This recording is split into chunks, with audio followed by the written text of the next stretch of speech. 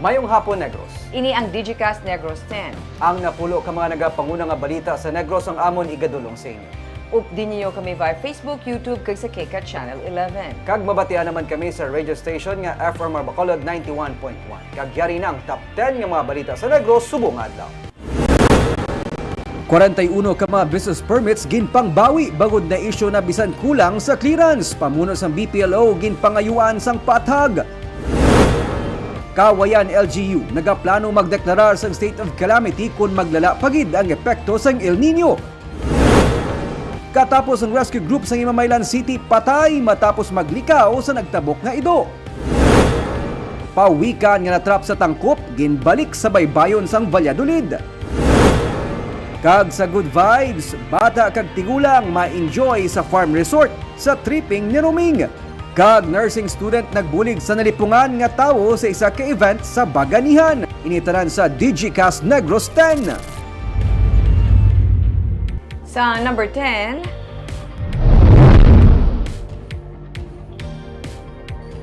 sa mga nagaplano sang outdoor activities sini nga weekend, wala sa weather disturbance nga nakit-an ang pag-asa.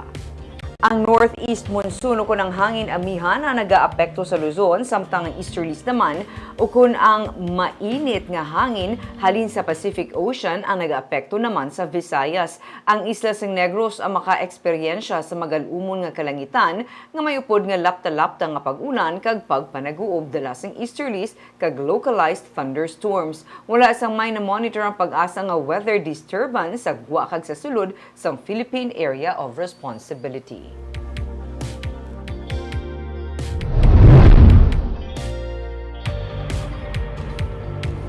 Sa number 9, 16 ka mga teams gikan sa nagkalain-lain nga high school sa Visayas nagakompete para sa National Basketball Training Center Regional Championship sa Bacolod. Apat ka mga teams gikan sa Negros Occidental ang nagasambua para sa National Basketball Training Center Regional Conference sa Willie Anulitao Gym sa Bacolod Taytong High School. Sa pagbukas ng 3-day tournament, labing nga ginaabi-abi ni Negros Occidental Governor Eugenio Lacson ang 16 ka mga teams nga ginalakipan sang high school hoopers sa Visayas. Sa pagpanguna ni NBTC Program Director Coach Eric Altamirano, tinutuyo sang Regional Conference ang paghanas kag pagdiskubre sang duga nga mga talent sa mga rehiyon. Isang Bacolod sa apat ka mga key cities sa regional competition. Sa Marso, magahampang sa National Finals ang mga teams nga mangin madinalagon sa Regional Conference.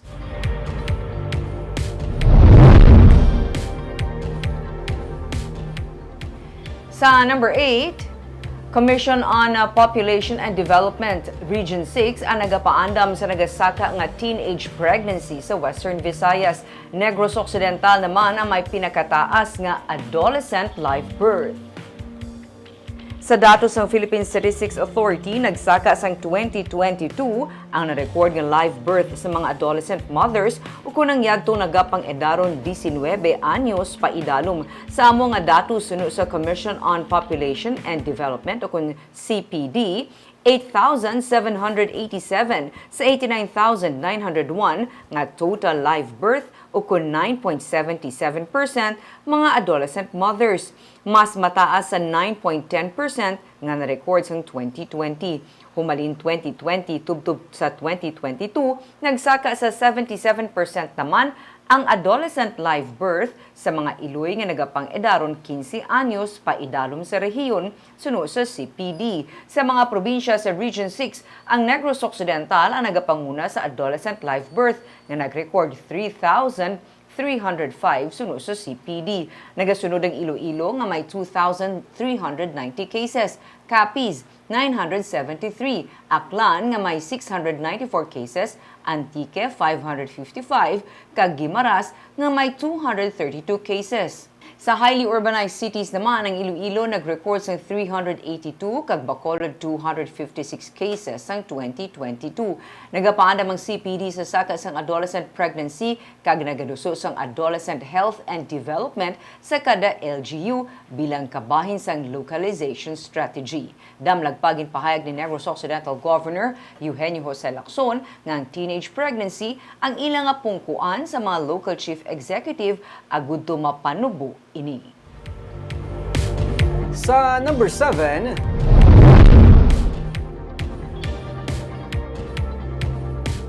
China-based firm interesado nga magpatukod sa mga charging station sa Bacolod para sa mga igabiyahe nga Egypt sa syudad.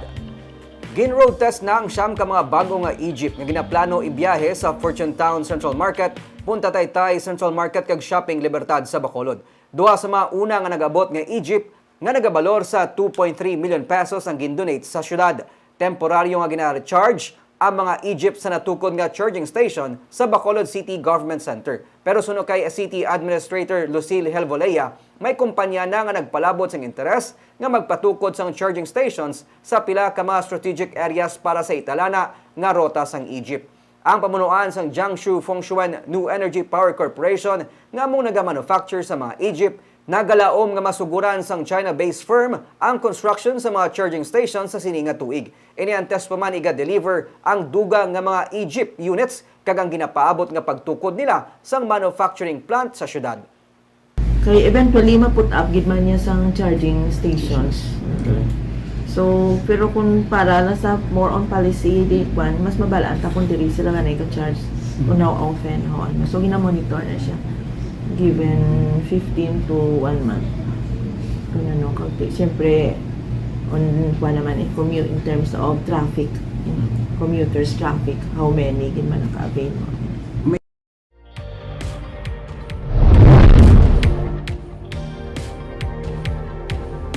Sa number 6, pawikan nga na trap sa tangkop ginbalik sa baybayon sang Valladolid.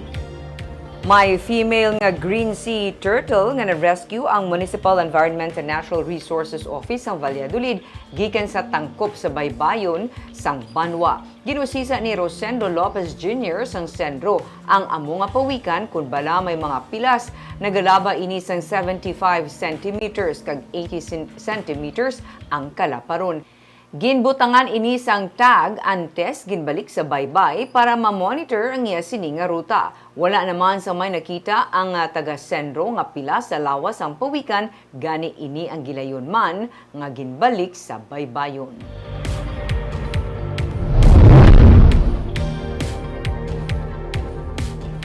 Sa number 5, katapos ang rescue group sa Himamaylan City ang patay matapos nga iyalikawan ang nagtabok nga ido samtang nagamaneho sa motorsiklo.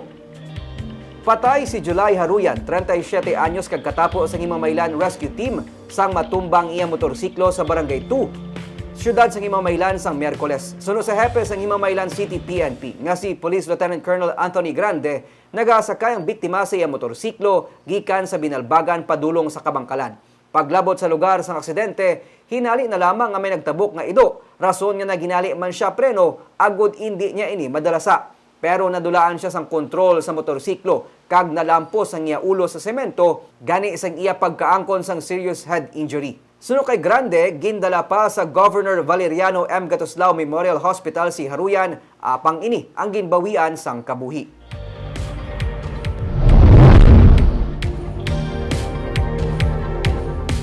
Sa number 4, masobra sa 9,000 ka business applications nga nagapabilin nga on process sa Bacolod ang usisaon sang City Legal Office. Antes pa man gin-extend ang business sa one-stop shop sa mall sini nga Pebrero, may ginpatuman na nga mapping ang Integrated Task Force ng City Legal Office agud masiguro kung may mga permit ang mga naganegosyo sa Bacolod. Sa Records and Business Permits and Licensing Office, may 10,026 ang mayara na sa business permit kag masobra 9,000 ang nagapabilin on process. Ginsiling ni City Legal Officer Attorney Romeo Carlos Ting Jr. nagapadayon ang ginapatuman nga inspection sa task force sa mga commercial establishment kag kabahin sa ila ginausisa ang records sa mga business applicants nga wala gihapon na secure sa nga permit. Duga nga ni Ting nga kung bisan on process sa mga business application, maga-issue sila gihapon sa notice of violation para masiguro nga ginahikot sa mga negosyante ang ila permit samtang naga-operate sang negosyo. Sandig sa City Ordinance 565 o kunang revised Local Revenue Code, sarang multahan sa hindi magnubo 1,000 pesos ang mga negosyo nga wala sang permit kag pwede man mapasiradan. Ang iba niya way gina nag ano parehaso sa Mart. Gamalaon process po wala taon no record sila yan. Pila na nakatuig sila yan. Especially nga sige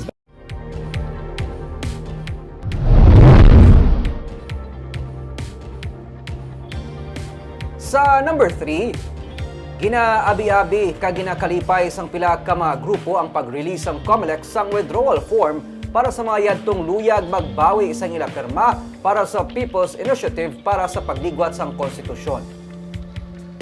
Para sa abogado nga si Cesar Viloria Jr. nga damlag pa nagkampanya sa pag-withdraw sa mga lagda angot sa iya ginatawag peke nga People's Initiative, nalipay siya sa mga development bangod ang proseso nga iya ginaduso, suno sa iya ginobserve man sang COMELEC.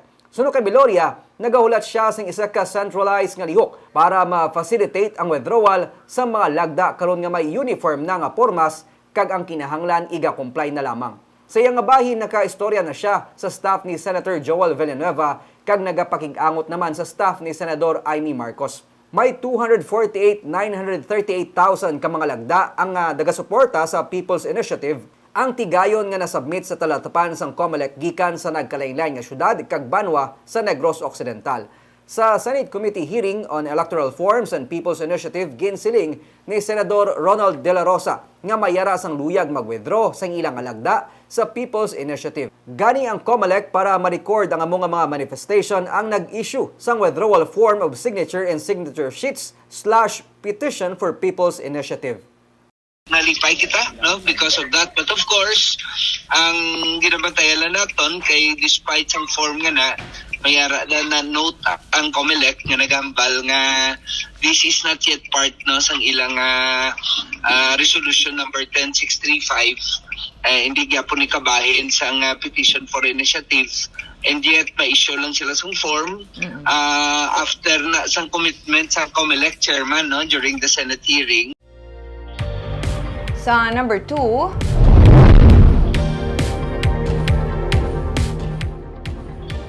kung magalawig pagid ang El Nino phenomenon kag magsaka pagid ang kaharitan sa pananom, isa sa ginalantaw sang banwa sang kawayan amo ang pagdeklarar sa state of calamity. Suno kay Mayor John Ray Tabuhara, 14 sa 25 nila ka mga barangay ang nag-report sang kahalitan sa pananom bangod sa El Nino phenomenon. Kalabanan sa ilang nga humayan rain-fed o kung nagasalig sa ulan. Suno sa alkalde, bisan gani ang tubig sa irigasyon ang apektado man karon. Hindi lamang humayan kag may tubuman nga apektado suno kay Tabuhara. Ginapatod nila kung ano ang mangin balasihan para sa State of Calamity Declaration, pero may pondo man ang banwa nga sarang magamit ayhan para sa food o financial assistance sa mga apektado nga mangunguma o kung para sa alternative livelihood.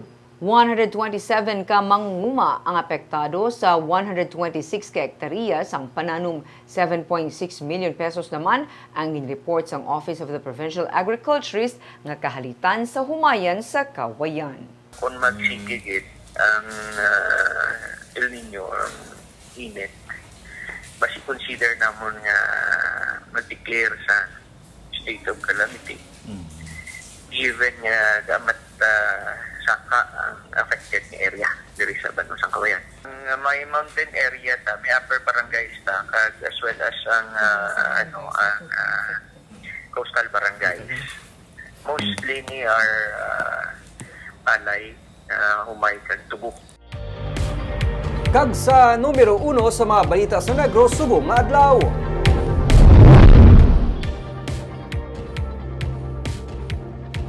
Uno ka mga na-issue nga business permit ang karon ginaparikol o kung ginabawi bangod kulang sa clearances. Tungod sini, nag-issue na sang notice to explain ang City Legal Office sa pamuno sang BPLO. Yari ang report.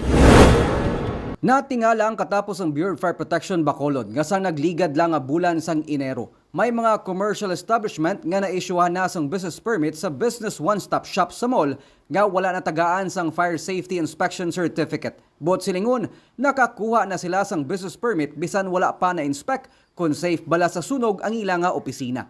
Suno kay City Legal Officer Attorney Romeo Carlos Ting Jr. Natukiban nga 41 tanan ka mga business application ang naaprobahan bisan kulang sa mga requirements. Gani sa Lunes, nag-issue sang notice to explain ang CLO sa pamuno sang Business Permits and Licensing Office. Sa patag ni BPLO Head Stella Rayos, nagwa nga mayara sang glitch uko nagkadiferensya ang online system sang Management Information and Technology and Computer Services kabangdanan nga na-print ang mga business permit nga wala man natagaan sang approval sang BPLO. Nag-introduce sa new program ni sang MITCS na tanan online na mo na magpa-register ka. Kung nagdikto nila na di para na dapat hindi kaya mag-issue business permit kung lack of any clearance. Kung dito nila nakita na nag-generate, na nakita nila mga 41 businesses na nag-generate business permit na ay kulang lack of mga clearances. But na na nila na amoning isa to na pa-explain man sila na ang fire clearance, ang certificate is February nga naka-generate business permit. Ginpahibalo na ang mga applicants nga kulang ang ilang mga requirements gani ginparicol ang ilang mga business permit. Humalin sa nag-file man sang incident report ang BPLO sa City Legal Office, may mga commercial establishment kag negosyante na nga nag-surrender sang na-issue nga permit samtang nagaproseso sang requirements. Kung na nila dayon na fix to sa MITCS, kaya daw may glitch tong system din sa mong na tapos sa dayon nila. Rectify nila na fix sa MI ng program na dayon na na kinpanawgan na nila ang kulang mga requirements ng BPLO. Any 41 online yung nag-apply?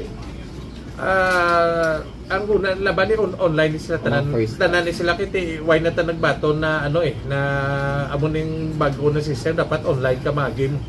Kahapon lang nagtakop ang Business One-Stop Shop sa mall para sa mga nagakuha sang business permit sa Bacolod.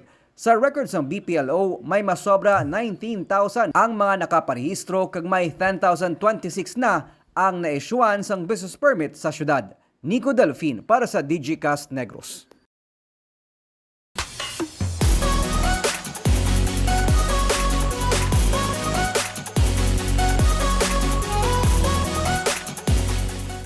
Kagyari naman ang mga pabalo namon sa inyo nga pampa-good vibes sini nga weekend.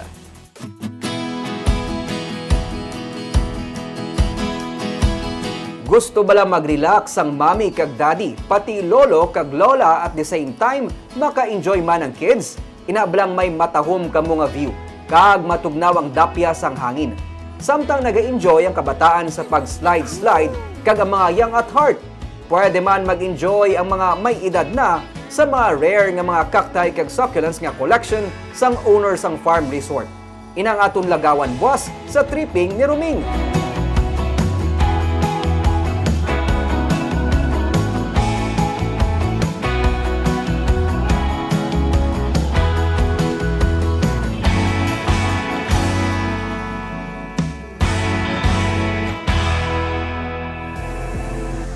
Kag sa Baganihan, isa ka nursing student ang wala sang pagduwa-duwa nga mag-rescue sa isa ka persona nga nalipong sa tunga sa isa ka event. Aton siya nga kilalahon sa Sunday. Barb's timing ginino sa kapaang sa panahon karon pwede gito mabalikan ang resort nga ginbisitahan ni Ruming sa Saturday. Sa kainit tuod Nick, kanang nagapangita kung diin, mabugnaw, anong pwede nga kantuan, anong pwede makaon para lang maumpawantas ng kainit. Kagaton man kilalahon ng isa ka nursing student nga nag-rescue sa isa ka persona nga nalipong sa isa ka event ina sa Sunday sa Baganihan. Kagamuyad to napulo ka mga balita sa isa sang Negros subong adlaw. Kay man sa panahon karon importante nga may ihibalo ka sa nagakatabo sa imo nga palibot. Pero dapat balanse kag insakto ang mga impormasyon. Padayon kami nga magapangalagad sa Negrosanon. Ako si Barbara Mijares. Kag ako naman si Nico Delfin. Happy weekend!